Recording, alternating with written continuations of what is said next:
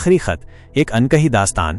कभी कभी जिंदगी हमें ऐसे मोड़ पर ले आती है जहां हम चाहकर भी किसी को रोक नहीं पाते और वो सिर्फ एक याद बनकर रह जाते हैं। ये वो यादें होती हैं जो हमें अंदर तक छू जाती हैं, जो कभी धुंधली नहीं होती बल्कि समय के साथ और भी गहरी होती जाती हैं। ये वो कहानियां होती हैं जिनका कोई अंत नहीं होता, क्योंकि वो हमारे दिल में हमेशा जीवित रहती हैं। मेरी जिंदगी में भी ऐसी ही एक कहानी है, एक अनकहा अध्याय जिसकी शुरुआत दिल्ली की सर्द रातों में हुई और जिसका समापन एक अधूरी चिट्ठी पर। साल 2016 की बात है।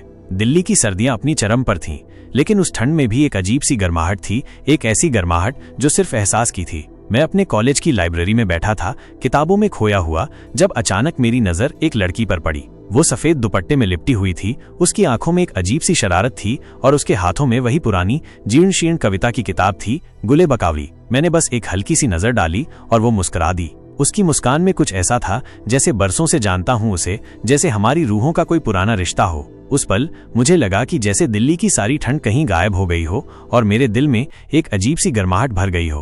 अगले कुछ दिन ये मेरा रोज का नियम बन गया।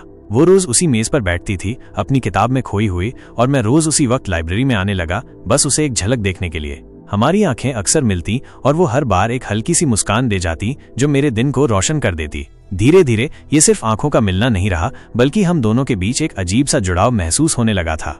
एक दिन हिम्मत करके मैं उसके पास गया। क्या आप गुले बकावली पढ़ रही हैं? मैंने पूछा। मेरी आवाज में थोड़ी हिचकिचाहट थी। उसने मुस्कुराकर देखा और कहा, हाँ, ये मेरी पसंदीदा किताब है। बस वहीं से हमारी बातचीत का सिलसिला शुरू हुआ। लाइब्रेरी की खामोशी से बाहर निकलकर हमारी मुलाकातें कॉलेज की कैंटीन तक पहुंच गईं। चाय की चुस्की के साथ हम घंटों कविता पर बातें करते, जिंदगी के फलसफों पर बहस करते और कभी कभी बस खामोश बैठे रहते, एक दूसरे की मौजूदगी का आनंद लेते। हमें नहीं पता था कि ये क्या था, ये दोस्ती थी या कुछ और, लेकिन जो भी था वो जादुई था। हम कॉलेज से निकलने के बाद भी घंटों सड़क पर चलते रहते, एक दूसरे के हाथ में हाथ डालकर, बिना किसी मंजिल के। उसके घर के सामने आकर रुक जाना और फिर एक दूसरे को देर तक अलविदा कहना, ये सब कुछ जैसे किसी फिल्म का दृश्य लगने लगा था। वो पल ऐसे थे जैसे समय थम सा गया हो, जैसे दुनिया में और कुछ भी मायने न रखता हो सिवाय हम दोनों के। हमने कभी आई लव यू नहीं कहा, शायद इसलिए क्योंकि जो महसूस किया था वो शब्दों से कहीं ज्यादा था। वो एक ऐसा एहसास था जिसे शब्दों में बांधना मुश्किल था, एक ऐसा रिश्ता जो भावनाओं की गहराई में डूबा हुआ था। हमारी खामोशियां भी बहुत कुछ कह जाती थीं, हमारी एक दूसरे के प्रति परवाह, हमारा एक दूसरे का साथ, ये सब कुछ बिना कहे ही जाहिर हो जाता था। एक अलविदा और एक ख्वाब। जिंदगी हमेशा एक सीधी रेखा में नहीं चलती, उसमें हमेशा मोड़ आते हैं, कुछ सुखद कुछ दुखद, और ऐसा ही एक मोड़ हमारी कहानी में भी आया। एक दिन उसने कहा, मुझे जयपुर जाना है अपनी पढ़ाई पूरी करने के लिए, शायद हमेशा के लिए। उसकी आवाज में एक दर्द था जिसे मैंने महसूस किया, मेरे दिल पर जैसे किसी ने जोर से मुक्का मारा हो। मैं जानता था कि वो सही कह रही है, उसके लिए अपना भविष्य बनाना जरूरी था, लेकिन फिर भी ये बात मेरे लिए सहनीय नहीं थी। मैं चुप रहा, मेरे पास कहने के लिए कुछ नहीं था, बस सिर झुकाया और उसकी आंखों में जो नमी थी उसे अपनी आंखों में महसूस किया। वो धीरे से उठी, एक अंतिम बार मेरी तरफ देखा और फिर चली गई। उस पल मुझे लगा जैसे मेरे अंदर का कोई हिस्सा उसके साथ चला गया हो। दिल्ली की सर्दियां फिर से लौट आई थीं, लेकिन इस बार उनमें कोई गर्माहट नहीं थी, सिर्फ एक खालीपन था।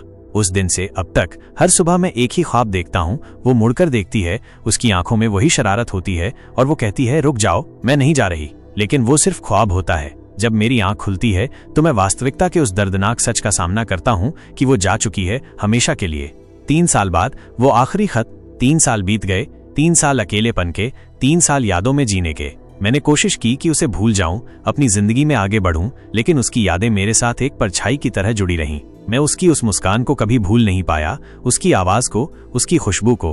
और फिर एक दिन एक चिट्ठी आई मेरे नाम पर, उसके हाथ की लिखावट में। मेरे हाथ कांप रहे थे जब मैंने लिफाफा खोला। अंदर एक छोटा सा कागज था जिसमें कुछ शब्द लिखे थे जो आज भी मेरे दिल में गुजते रहते हैं। अगर कभी तुम मुझे अब भी याद करते हो तो जान लो मैं भी करती हूँ। शायद हम मिलते तो कोई कहानी बनती, पर अब हम बस एक प्यारी सी याद हैं जिसे कभी मिटाना मत। ये चिट्ठी मेरे लिए एक तोहफा भी थी और एक अधूरी कहानी का प्रमाण भी। मुझे पता चला कि वो अब शादीशुदा है, किसी और की जिंदगी का हिस्सा, किसी और की खुशी। और मैं अब भी उसकी वही पुरानी चिट्ठी रोज पढ़ता हूँ। उसकी लिखाई में वो मासूमियत अब भी दिखती है और मुझे हर बार ऐसा लगता है जैसे वो मुझसे कह रही हो, मैं तुम्हारी थी लेकिन किस्मत मेरी नहीं थी। अधूरी कहानियों की खूबसूरती।